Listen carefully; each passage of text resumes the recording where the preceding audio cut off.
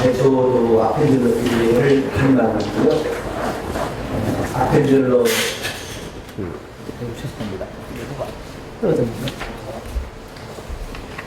제가 강의 같은 걸 하면 좀 서툴러가지고 죄송합니다.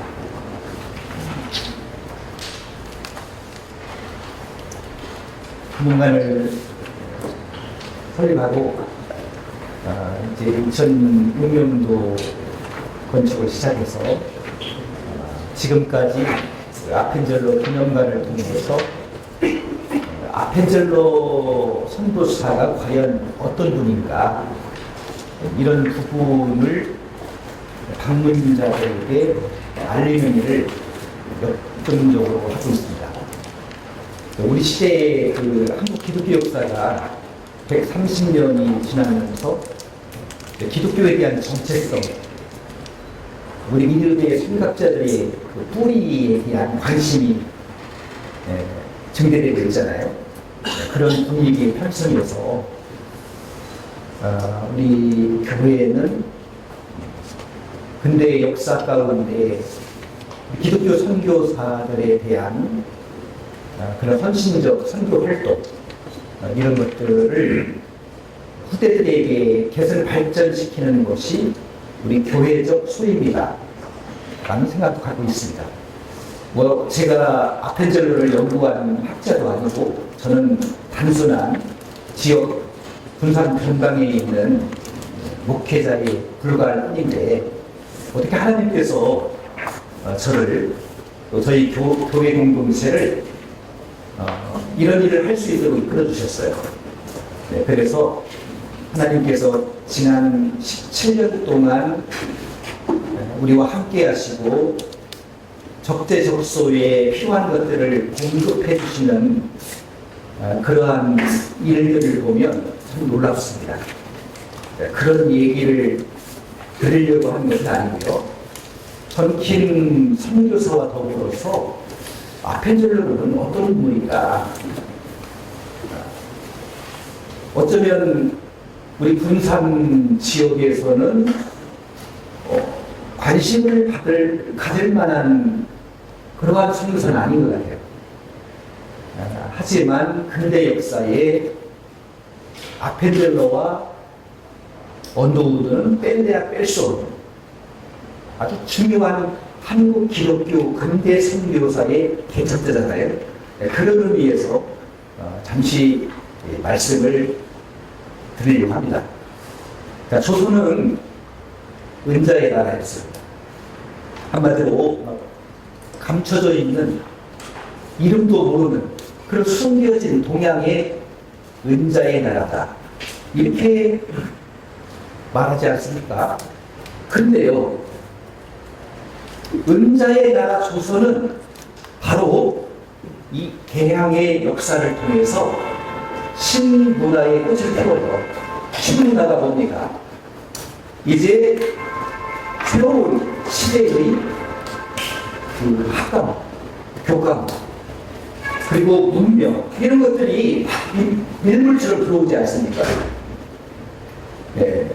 근대의 문명과 또 신탈의 교차점이라고 할 수 있는 개항의 역사를 1883년 동양척직 주식회사가 설립되므로 시작되잖아요.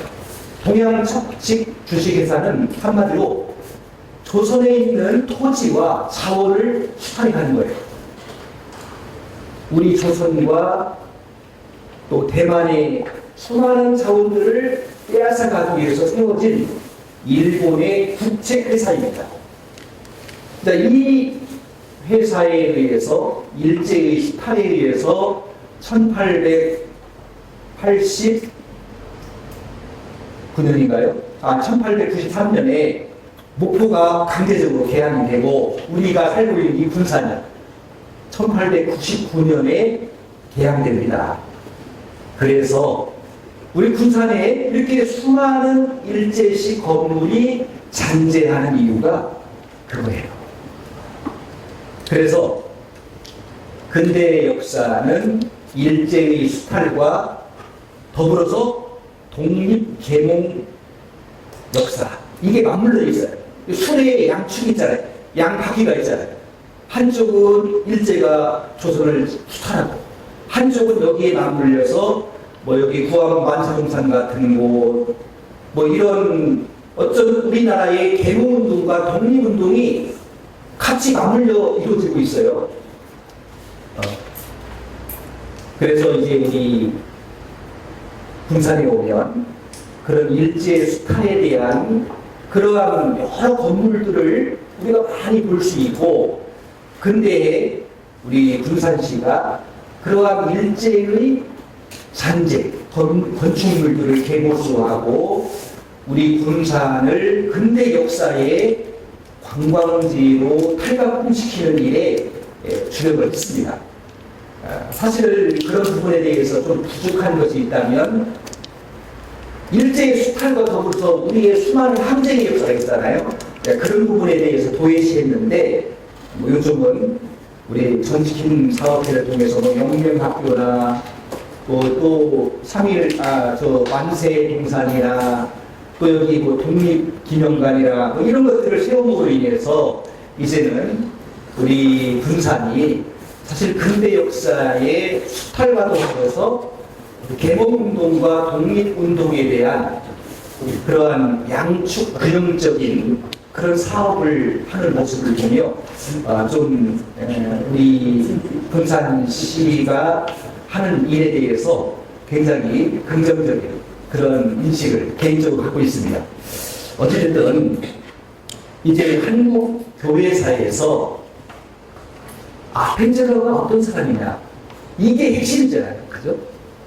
다른 거 몰라도 우리가 아펜젤러에 대한 그의 삶을 그냥 대략적으로 아는 것만 해도 우리가 이제 세밀한 부분은 우리가 좀 찾아볼 수 있고 공부하면 우리가 아펜젤러에 대해서 얘기할 수 있는 정도의 지식을 겸비할 수 있을 거라고 그런 생각이 듭니다. 자, 한국 교회사에서 아펜젤러는 한국 기독교 선교 개척자였습니다. 이 굉장히 중요한 한 축대 아펜젤러를 우리가 말할 수 있는. 그렇지만 한국 근대사잖아요. 한국 교회사도 있지만 그 교회사는 한국 근대 역사 가운데 일부분이잖아요. 그래서 한국 근대사에서는 아펜젤러를 근대 한국의 선구자다, 이런 얘기를 해요. 왜 그렇습니까? 아펜젤러가 이 땅에 들어와서 일단은 교육 선교사로 와서 배제학당을 세웠잖아요. 그 배제학당을 통해서 수많은 우리 민족의 선각자들이 배출됐잖아요. 이승만, 서재필, 윤치호, 뭐 소설가 나도양, 뭐 이러한 이름만 대면 알 수 있는 뭐 주시경, 그리고 그와 더불어서 이제 한국 교회 최초, 그때는 뭐 다 세운 건 최초였죠. 어두워도 선교사를 통해서 세문안교회가 세워졌다면 아펜젤러를 통해서 지금의 정동제일교회, 그 당시 베델예배당, 고등 양식의 이 베델예배당을 정동에 세워서 수많은 사람들이 그 예배당을 보고 감탄을 했다고 할 정도니까 사실 근대 역사에 있어서 굉장히 중요한 인물이 아닐 수 없습니다. 그것뿐만 아니라 감리교 신학을 창시했고 또 대한기독교세대, 그리고 뭐 감리교 신문 협성회, 뭐 그 당시에 어쨌든 굵직굵직한 그러한 제도와 기관을 설립했고, 또 교단 연합운동을 통해서 우리 한국교회의 기여한 내용들이 어마무시합니다. 자, 그래서 우리는 아펜젤러를 한국 기독교 선교 개척자다 라고 말함과 동시에 한국 근대사에서는 근대 한국의 선구자다. 근대 시대의 한국을 선도해낼 정도, 이끌어낼 정도로의 역할을 했다. 이렇게 설명드릴 수 있겠습니다. 이러한 분이 한국 선교의 기반을 다 닦은 후 1902년 6월 11일 날 우리가 잘 아는 대로 군산 앞바다 어청도에서 선박사로 순직을 하게 된 거죠. 자, 대략적으로 이제 큰 그림으로 제가 편지를 말씀드렸습니다. 그 정도. 한국 근대 선교의 개척자다. 근대 한국의 선교자다. 선구자다. 그런 배제학당을 세웠고, 그리고 정동기회를 세웠고, 그리고 출판사를 세웠고, 또 독립협회 신문을 찍었고, 이러한 협성회를 설립해서 그 당시에 굉장히 지금으로서는 할 수 없었던 주제를 가지고 토론회를 개최하고 굉장한 시대적 변화를 추구했던 그런 인물이 아닐 수 없습니다. 자, 그런데요, 우리가 잘 아는 대로 사실 아펜젤러를 여러분들에게 말씀드리면서 우리 한국 근대사의 일정량 부분을 말씀드릴 때 우리는 정킨 선교사에 대한 사업과 업적 또 그런 것들을 어렴풋이 더욱 이해할 수 있게 되는 거예요. 왜냐하면 이분이 최초의 한국에 입국한 선교사들이잖아요. 그래서 이 선교사들이 한국에 어떻게 들어올 수 있을까? 그 당시에는 세국정책으로 인해서 선교사들은 한국에 들어올 수 없었어요. 그런데 어떻게 들어오게 되었는지, 그리고 이 사람들이 들어옴으로 인해서 전기, 친인의 선발대, 데이트 선교사, 이런 장로교 선교사들도 우후죽순처럼 한국에 들어올 수 있잖아요. 그래서 한국 선교에 문을 연 사람들이 있습니다. 자, 우리나라의 근대 역사에 1882년 한미 수보 조약이 체결되죠. 그래서 미국 공사가 1883년도에 입국을 하게 되고 1883년 9월에 우리나라에서 민영익을 단장으로 하는 이제 보빈사들단이라고 하죠. 우리 책에서 배웠습니다. 보빈사들단이 워싱턴으로 날아가요. 그 사람들이 이제 갓을 쓰고 호포를 입고 이상하게 생긴 동양에서 온 조선의 사절단이 열차를 탔는데 그 당시에 감리교에 상당히 영향력을 행사했던 가우처 대학의 가우처 총장이라고 하는 분을 만나게 됩니다. 역사적인 만남이죠, 우리에게는. 그래서 통역을 통해서 사절단들과 대화를 나눈 후에 가우처 목사의 가슴이 뜨거워집니다. 그래서 미국 선교부에 조선의 선교사를 보낼 것을 강력하게 이렇게 주장을 하면서 여론을 확립시켜요. 그리고 실제 자기도 그 당시 거금을 이 선교부에 기부를 하면서 조선의 선교사를 보내달라 이렇게 요청을 하게 돼요. 그리고 돈만 그가 후하는 것이 아니라 평소에 교분 관계가 있었던 맥클레이 선교사, 그분은 일찍이 중국 선교에서 성공을 거두고 일본으로 건너와서 일본 주재 선교사로 활동하는 인물이었습니다. 그래서 가우처 목사가 맥클레이 선교사에게 편지를 써서 우리 미국에서 조선의 선교사를 보낼 수 있도록 도와주시오, 이런 편지를 보내게 되죠. 이 편지를 받은 맥클레이 선교사는 평소에 교분 관계가 있었던 김옥규를 통해서 고종 황제를 아련하게 됩니다. 그래서 고종 황제를 맥클레이가 설득하는 거죠. 고종 황제의 입장에서는 사실 외국인들을 무분별하게 받아들이는 그러한 상황은 아니었어요. 그렇지만 시대적인 그러한 그 요구가 있었어요. 그것은 조선 사회가 지금 톡톡병으로 하루에도 수백 명이 사대문 밖으로 죽어 쌓여져 나갔고요. 그 다음에 신문화가 물불듯 들어오면서 사실 젊은이들을 가르칠 만한 학교가 필요했어요. 근대 교육을 시도할 만한 교육체계가 필요했던 거죠. 그래서 조건부로 허락을 하죠. 그것이 뭡니까? 의료선교사와 교육선교사는 한국에 들어와도 좋다. 이렇게 허락을 받게 된 거예요. 그래서 미국 선교본부에서 한국에 들어갈 사람, 운두내국과 조선에 들어갈 사람을 모집하게 됩니다. 그때 이 부르심에 요청한 인물이 있었으니 우리 감리교회는 아펜젤러, 두루신학교에서 공부를 하고 그 다음에 스컬렌튼 선교사, 예일 대학교에서 의과대학을 졸업한 의사였죠.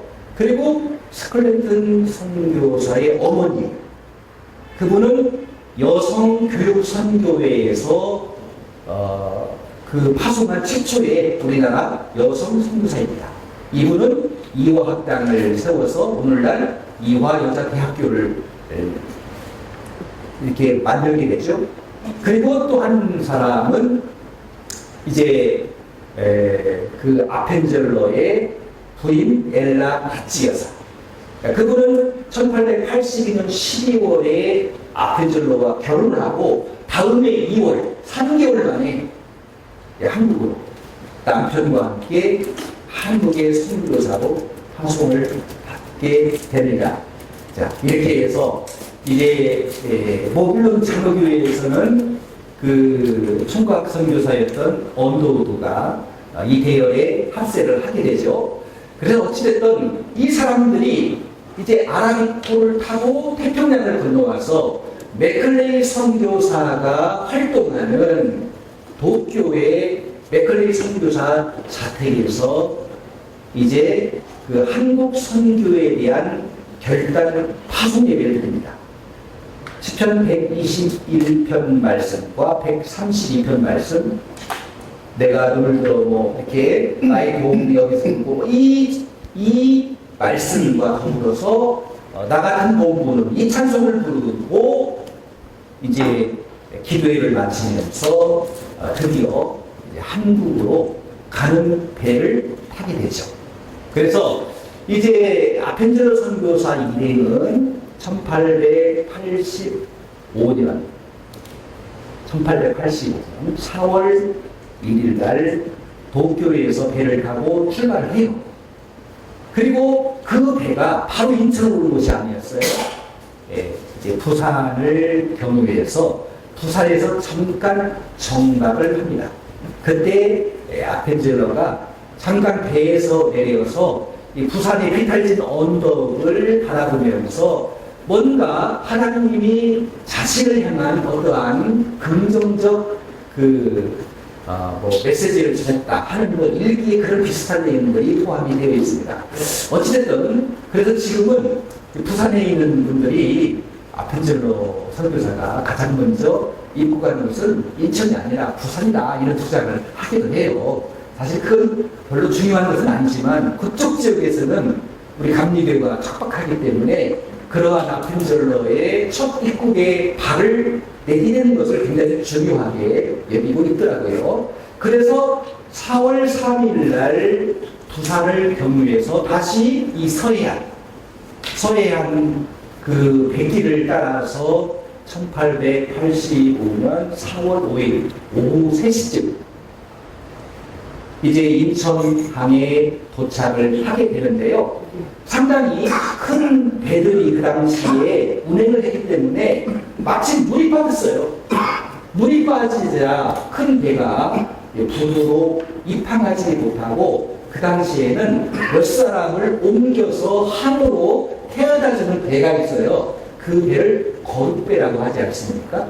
그 거룻배에 옮겨 타고 드디어 역사적인 제물포항 입국을 마치게 되는데요. 이 배는 이제 노란 머리카락에 코가 미끈한, 그리고 얼굴이 아주 하얗게 보이는 사나이 언더우드와 또 이마가 막 훤하고 눈이 크고 다부지게 생긴 이 청년 선교사 언더우드, 이 선교사와 함께 스콜랜튼 또 엘레파치 이런 사람들이 배에서 내려서 지금은 다시 복원을 했습니다만 데블 호텔에서 이제 거기에서 머물게 됩니다.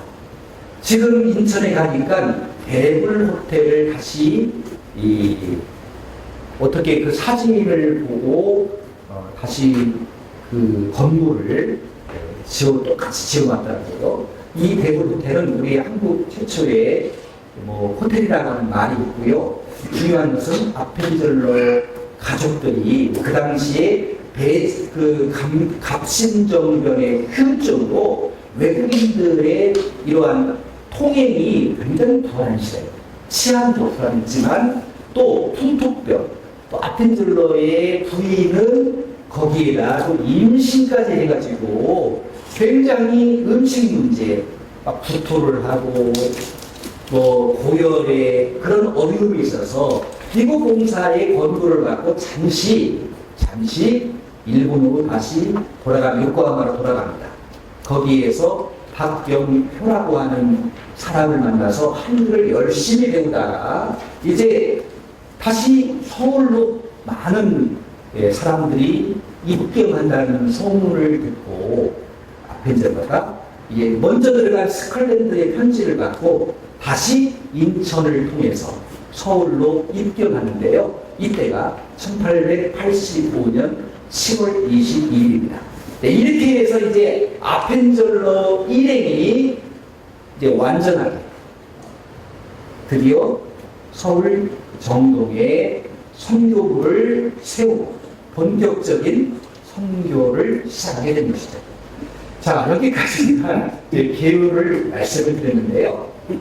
자, 그러면 이제 아펜젤러는 대략 이런 사람이고 또 이렇게 한국에 들어올 수 있었고, 이러한 한국 선교의 문을 열었던 가우처나 맥클레이 같은 분이 없었다면 우리나라에 이러한 선교사들이 들어와서 이 교육과 의료와 복지와 이 수많은 일들, 한마디로 우리 근대 역사에 교회가 소금과 빛과 같은 영향력을 행사할 수 있었는지 우리가 생각해 볼 때 참 우리나라는 이렇게 하나님께서 이미 이러한 사람들을 통해서 정말 환경적으로는 선교사들이 쉽게 들어갈 수 없는 그러한 시절에 이렇게 고종과 또 기독교인과 또 일본 주재 선교사들과 미국의 학장과 이런 사람들을 통해서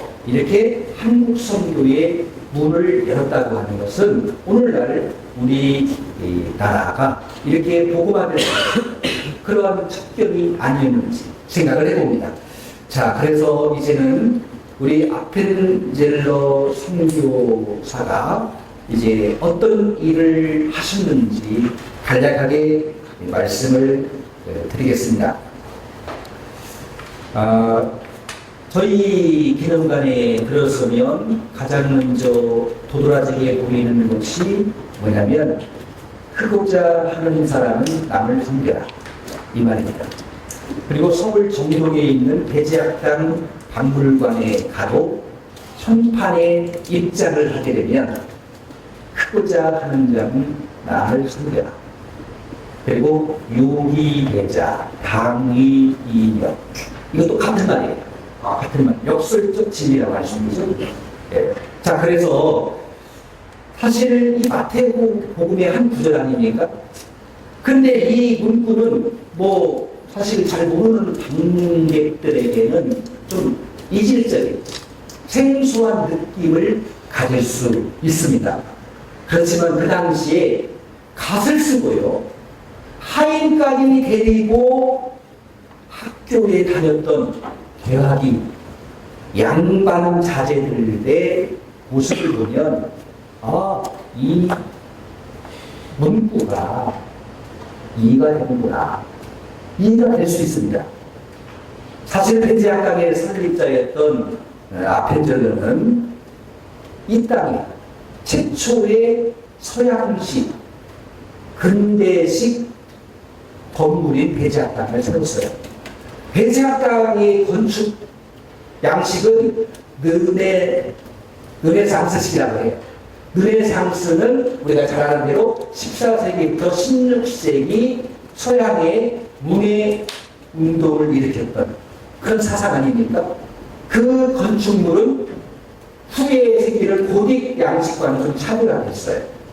상당히 유려하고, 그리고 또 이런 그 아치 모양의 그 무늬가 들어가고 그런 건물 아닙니까?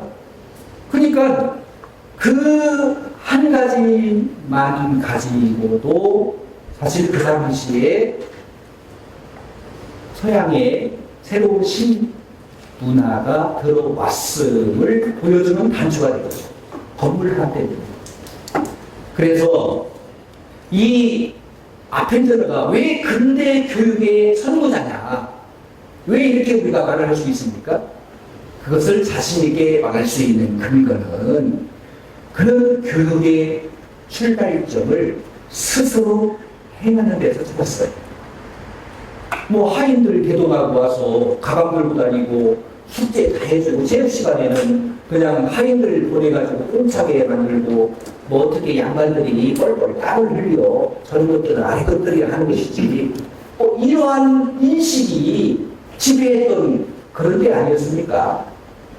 그래서 남의 힘에 의존하지 않는, 남이 누굽니까? 하인들 아닙니까? 남의 힘에 의존하지 않고 제 할 일을 다하는 것이 배움의 출발이다. 배움의 시작이다. 그래서 크고자 하거든 남을 섬겨라. 이것이 배제학당의 교육 목표가 된 거죠. 자, 그래서 미국 펜실베니아에서 태어난 아펜젤러는 사실 한국 선교사로 들어올 계획은 없었어요. 일본으로 가기로 했어요. 왜냐하면 한국은 모기와 말라리아의 나라, 이러한 인식이 있었어요.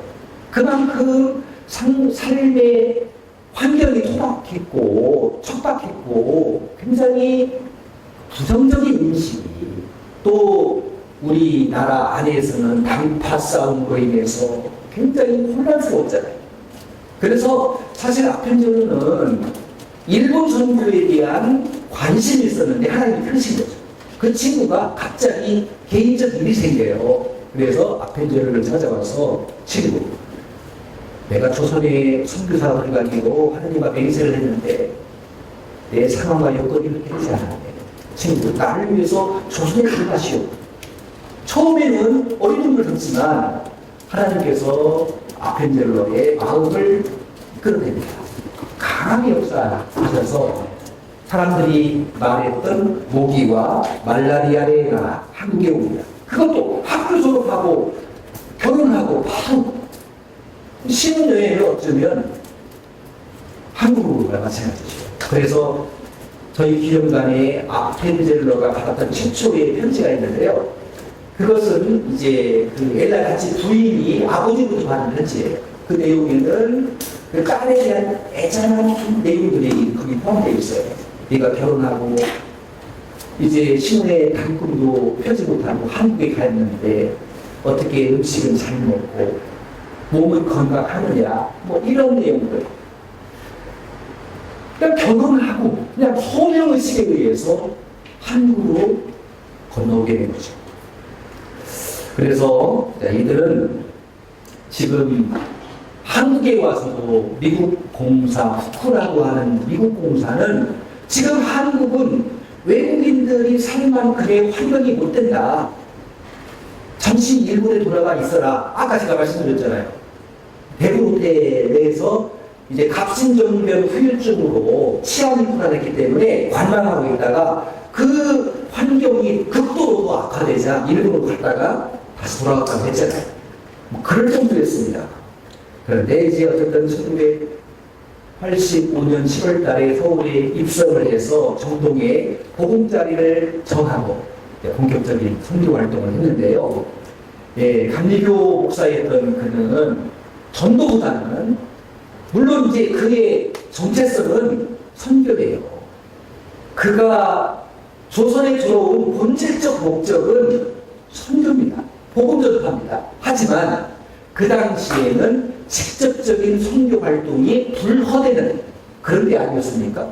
예, 그들은 학교를 세우고 또 여기 병원을 세우고 이런 것이 주된 입국의 목적이었어요. 그것만 허락을 받은 거 아니겠습니까? 그래서 어쩔 수 없이 아테네는 이제 교육선교의 주력을 하게 되는 것이죠. 그래서 이제 1885년 8월 3일 날 자신의 집에서 보금자리가 있었다고 했잖아요. 그 당시에 베데강에서 학교를 짓고 문을 연 게 아니에요. 자기 집에서 영어학교를 열게 됩니다. 그래서 이경나, 고영필이라고 하는 두 학생에게 영어를 가르침으로 이제 학교가 시작돼요. 그 당시에는 영어를 배우면 뭐 인기 만점이었죠. 왜냐하면 서양 문물이 막 일물듯 들어왔기 때문에 통역을 할 줄 알면 최고의 인력이었어요. 그러니 우리 조선의 똑똑했던 젊은이들이 벼슬을 얻기 위해서, 돈을 벌기 위해서, 출세하기 위해서, 변제거든요. 학생, 우리 학교에 왜 왔어? 벼슬을 얻기 위함입니다. 자네는 출세하기 위해서 하는데 이런 것이 답변 정도였으니까요. 그래서 아펜젤러는 이렇게 시작되는 학교가 이제 수많은 젊은이들이 사실 벼슬을 얻을 시간으로 구름 때처럼 몰려왔는데요. 아펜젤러는 이들을 잘 지도하고 또 교육하게 됩니다. 엄격한 학문을 만들어서 철저하게 자조적인, 자조적인 뭐 이러한 그리고 우리 한국 문화에 대한 자긍심을 품을 수 있을 정도로 그런 신경을 가지고 있었습니다. 그런 식으로 교육 활동을 하니까 고종 황제도 마음에 감동이 있었는지 1885년 6월 8일 날 배제학당이라고 하는 교훈을 하사하게 됩니다. 아, 이제 임금님이 우리 학교를 인정했어. 배제학당, 그래. 인재를 양육한다. 그런 뜻이잖아요. 배제학당. 그래서 인재를 양육하라고 하는 것을 인정한다고 하는 것은 이제 임금님이 우리 학교를 이제는 인정한 셈이야. 이렇게 자신감에 차서 이제 왕성한 교육 활동을 전개해 나간다. 이렇게 시작된 학교는 우리나라의 초대 대통령인 이승만을 비롯해서 한글학자 주시경, 또 시인 김소월, 또 소설가 나도향, 이러한 셀 수 없는 역사적 일인들이 배제학당을 통해서 배출되었고, 우리가 좀 그 당시에 커리큘럼을 보면 놀라운 것은 그 당시에 배움의 학과가 과목이 우리가 듣지도 보지도 못했던 내용들 아니었습니까? 이것은 무엇을 의미합니까? 예를 들어서 음악 같은 거, 체육 같은 거, 이때는 사실 학교에서 이런 학문을 연수한다는 것 자체가 생각도 못했던 거예요. 이건 무엇을 의미하는 거죠? 전인교육입니다. 전인교육. 지금 우리 사회의 이런 고질적 병폐도 뭡니까? 전인교육이 아니라 입시교육에 시작고 있잖아요. 이런 것들이 사실 교육의 한계점이기도 한데요. 어쨌든 이미 130년 전에 근대 시대의 한 선교사는 이제 이러한 입시 이주 교육이 아닌 전인 교육을 시작했다고 하는 것은 괄복할 만한 일이 아닐 수 없는 것이죠. 그래서 120년 전, 130년 전에는 폐지학당에서 이미 영어로 교육을 했어요. 영어로. 한국말로 교육한 게 아니라니까요. 영어를 터득시켜서 영어 교육이 폐지학당에서 이루어졌다고 하는 사실, 여러분 놀랄 만한 거 아니겠습니까? 우리 한국을 도외시했다는 것이 아니에요. 그래서 영어뿐만 아니라 수리학, 생리학, 화학, 음악, 미술, 체육 굉장히 다채로웠어요. 그 당시에 우리 여러분 연배 정도면 럭비 시합, 야구 시합 하면은 배제 학교였잖아요. 무슨 배제 고등학교 하면 막 럭비 우승, 뭐 야구 하면 배제 고등학교 옛날에 정말 어마했어요. 그 정도로 이 한국 체육의 선구적인 역할을 했습니다. 그리고 그 당시 학생들은 붓을 받지 않았어요. 한지를 받지 않았어요. 노트와 연필. 한 번도 여러분 그 당시에 많은 좀 이렇게 양반 가정의 자제들은 석판에 붓을 먹을 갈아가지고 붓으로 찍어서 글씨를 썼잖아요. 그런데 이제 모자를 쓰네. 아니 갓을 벗기고 모자를 쓰고 교복을 입혀.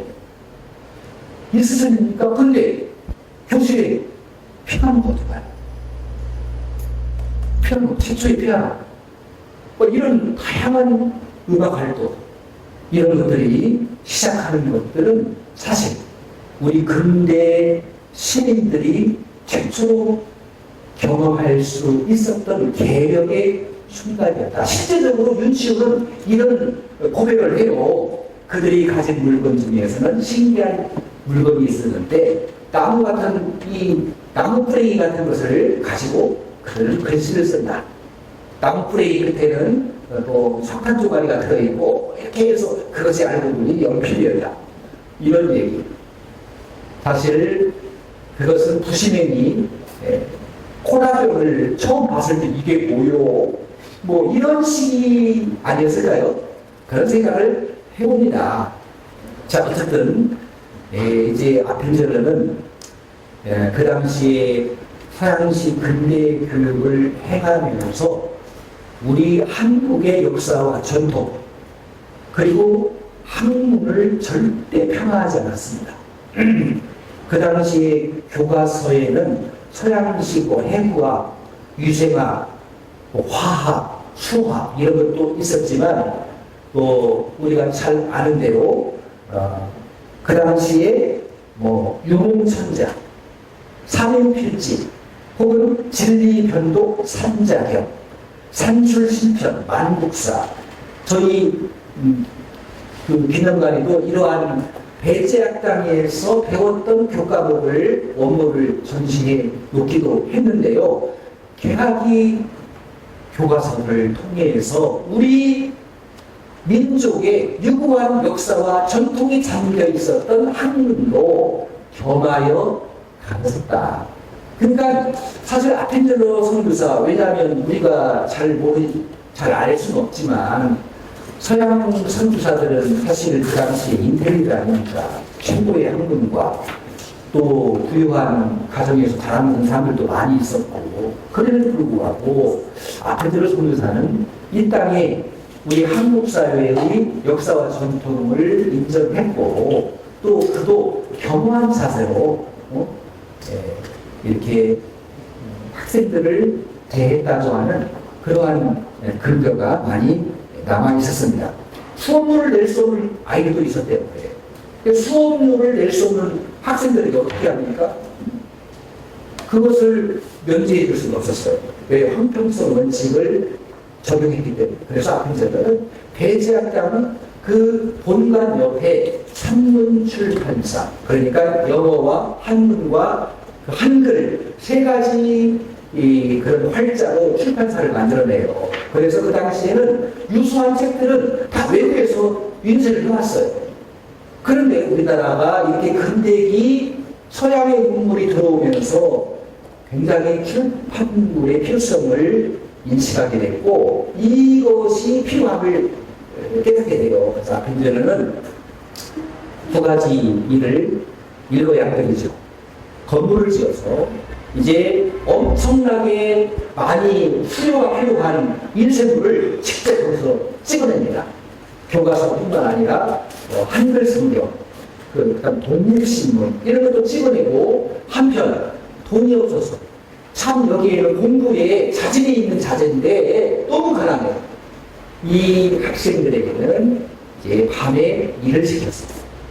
그래서 우리나라의 최초의 아르바이트가 이 산문출판사에서 생겨났다. 그러한 말들도 있는데요. 사실이었습니다. 그렇게 해서 이제 그들은 수업료를 낼 수 없는 가난한 학생들에게 학교 안에 일자리를 만들어서 같이 갔다. 같이 공부를 할 수 있도록 했다 하는 것은 굉장히 중요한 일이 아닐 수 없습니다. 그리고 이제 마지막 제가 정리를 좀 하고 아펜젤러 선교사의 삶을 조금 평가를 하고 싶은데요. 저는 이제 우리 시대에 그 선교사들의 업적과 성지순례를 안내하는 해설자들께서는 적어도 그 선교사들이 가지고 있었던 우리 사회를 보는 인식, 그리고 그들이 이 땅에 들어와서 무엇을 원했는가 하는 것을 우리가 알아야 돼요. 연구해야 됩니다. 안 가르쳐주면 내가 그걸 파내야 돼요. 그래야 저는 그 선교사를 우리가 지식으로 전달하는 것이 아니라 우리의 몸에 밴 그 선교사들은 진짜 그냥 뼛속에 그 피 안에는 이런 인자가 있어. 저는 아펜젤러에 대한 그러한 인식을 발견했습니다. 그분의 일기나 또 그분의 활동이나 그분의 업적이나 그분의 마지막 순간의 모습을 보면 우리가 직간접적으로 그분이 이 땅에 와서 하나의 미랄로 많은 열매를 맺었구나, 이것을 좀 느낄 수 있는데요. 그걸 추락해서 말씀드린다면 세 가지입니다. 하나는 자조정신입니다. 자조정신. 자기 학교 교육에서 자조적인 이념을 부르치고 자조가 보니까 자기 스스로 일어나서 자기 힘껏 배우고 또 자기가 받은 바 본연의 삶에 자기 스스로 자기 힘을 가지고 일하는 거 아니겠습니까? 그거였습니다. 그것은 한국인을 그냥 서양인들의 한마디로 뭐라고 하죠? 이렇게 갑자기 생각이 안 나는데, 그러니까 한국인을 사회의 주체라고 생각하겠다. 그냥 뭐 우리가 이렇게 어떤 사람 밑에서 그냥 뭐 하는 걸 뭐라고 하는지 갑자기 생각이 안 나는데, 그런 어떤 그런 비주류가 아니라 이 사회에 정말 제대로 된 성경 말씀에 입각한 으뜸이 되고자 하는 자는 남을 섬기라. 그거만 봐도 이 사회의 정말 주체적인 사회인을 양성하기 위해서 그는 자조적인 이념을 부각시켰다. 이것을 말씀드려 주셨고요. 아까도 뭐 산업부를 만들어서 그 산문출판사를 통해서 스스로 일을 해. 그리고 벌어. 수업료 내. 정정당당하게 공부해. 이런 자조적인 이념을 부각시켰다는 거예요. 그리고 또 한 가지는 자기 사회와 나라를 위해서 자기를 희생하고 남을 섬기며 남에게 봉사하려는 자세를 갖도록 교육 이념을 정립했다는 거죠. 굉장히 중요한 일입니다. 아펜젤러의 마지막 최후의 순간을 보면 알 수 있어요. 그는 살 수 있었음에도 불구하고 그는 1등 칸에 있었기 때문에 얼마든지 군용보트에 자기 몸을 옮길 수 있었음에도 불구하고 거꾸로 왔어요. 배 위로 간 게 아니라 다른 데에 번듯한 게 아니라 44명 가운데서 23명이 살고 21명이 죽었는데 그 살 수 있는 확률이 가장 높은 사람이 죽었어요. 뭡니까? 이제 진정한 배움을 경계한 자는 출세가 목적이 아니라 자신을 희생해야 된다. 남을 섬겨야 된다. 남에게 봉사하는 자세. 이게 사실 하나님은 이 땅에 우리 같은 몸을 가지고 오신 분이 아니잖아요. 그런데 예수님으로 이 땅에 오셨다는 거죠. 근데 예수님은 이 땅에 오셔서 이것이 진리니까 이렇게 해. 이거 믿어. 이렇게 하지 않았어요. 목마른 자를 생수를 주고 헐벗은 자를 입혀주고. 그러니까 우리의 복음적 내용도 이제는 우리가 가지고 있는 진리가 옳지만 그 진리를 일방적으로 믿으라고 하는 것보다는 그들이 필요한 것들을 우리가 전할 때 우리 안에 있는 복음이 드러나지 않는다. 저는 그런 개인적인 생각을 해봅니다. 아펜젤을 통해서 그런 생각을 해봐요. 어쨌든 이제 자기의 목숨을 버려서 많은 사람의 희생물로 바치기 위한 것임을 강조하면서 이 이념을 바로 한국 젊은이의 양성 목표로 삼는다. 이것이 굉장히 중요한 것이고요. 마지막 한 가지는 아펜젤러는요 학생들을 유능한 통역관이다 혹은 교환수로 만드는 것이 목적이 아니었어요. 그래? 너 교환수가 되어서 너 통역사 되어서 돈 많이 벌어서 좋은 일 많이 해. 이게 목적이 아니었다는 거죠. 궁극적인 목적은 뭡니까? 개혁적인 교양인이 되는 거였어요.